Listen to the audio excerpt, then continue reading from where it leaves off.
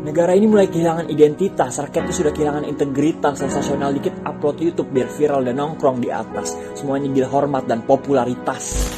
Musisi gede sok ngide, bersemangat birahi untuk berita bohong, tebar-tebar konspirasi sampai melolong si anjing ngomongin berita bohong. Tolol.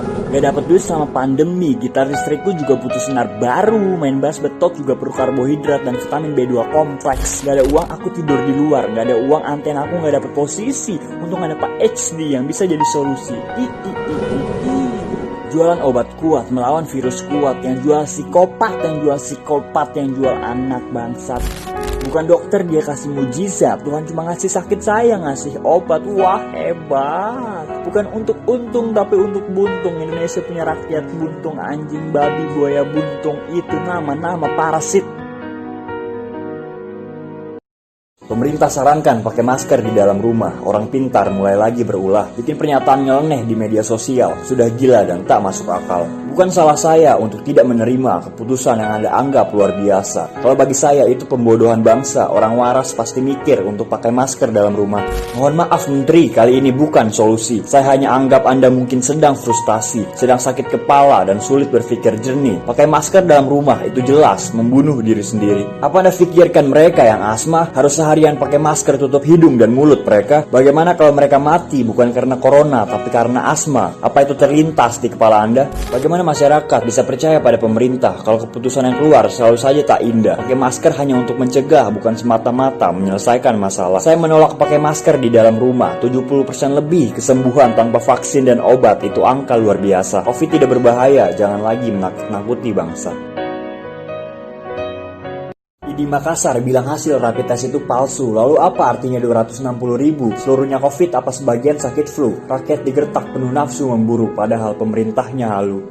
Rapid test cuma buang-buang uang, corona cuma jadi ladang uang. Bukan untuk kesehatan tapi semata-mata keuntungan. Rakyat lantang bilang kebenaran tapi dipenjarakan dengan undang-undang baperan. Gerings berani melawan kehaluan tapi dikurung seolah kebrutalan. Satria melawan pedang dengan pedang bukan dengan sel tahanan. Katanya negeri ini demokrasi tapi pendapat terus dihabisi. Saya tahu dokter berjuang setengah mati di lapangan, tapi kebenaran tetap kebenaran. Rapid test ditolak oleh dokter sendiri, lalu ketakutan apa lagi yang mau diteriaki? Saya percaya Covid ada, tapi tak percaya angkanya. Media anjing bersahabat dengan penipu ulung. Rakyat sudah muak dengan drama pemerintahan. Mau sampai kapan rakyat dibodohi terus-terusan?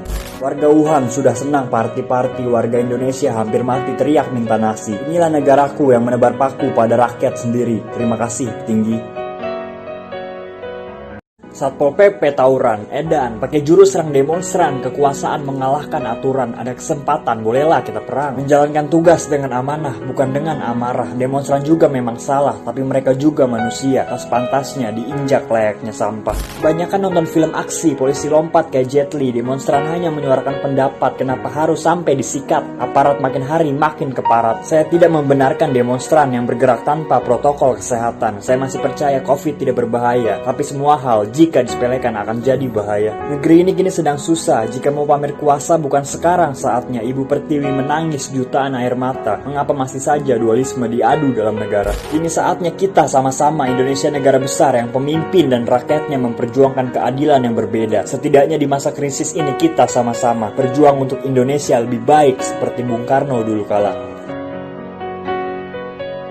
PSBB Jakarta kembali seperti awal. Pemerintah Jakarta sudah kehabisan akal. Rem darurat ditarik total. Jakarta selalu punya banyak skandal. Mimpi Indonesia jadi macan Asia yang ditakuti tercapai. Kini banyak negara takut WNI holiday. Pemerintah terlalu santai-santai. Akhirnya jadi lalai-lalai. Terlalu sibuk urus sektor ekonomi. Kesehatan Jakarta jadi ajang judi. Rakyat dipaksa bertahan hidup sendiri. Kini rumah sakit sudah tidak sanggup lagi. Salah rakyat pribumi? Ini bukan tentang rakyat yang kurang patuh aturan. Pemerintah juga kurang aksi. Masih mikir-mikir lempar anggaran, sekalinya ada anggaran dikorupsi sama tikus berdasi. Santai. Pak Anies dicap gagal total, tapi saya masih hormat karena virus ini memang terlalu brutal. Tapi pemerintah Jakarta memang nomor 2 kan kesehatan, jadi jangan juga lempar batu sembunyi tangan. Kini sudah saatnya serius, Jakarta sudah harus diurus. Demi menyelamatkan rakyat saya setuju, tapi anggaran juga harus jelas. Kemana sasarannya dituju? Jakarta lekas pulih.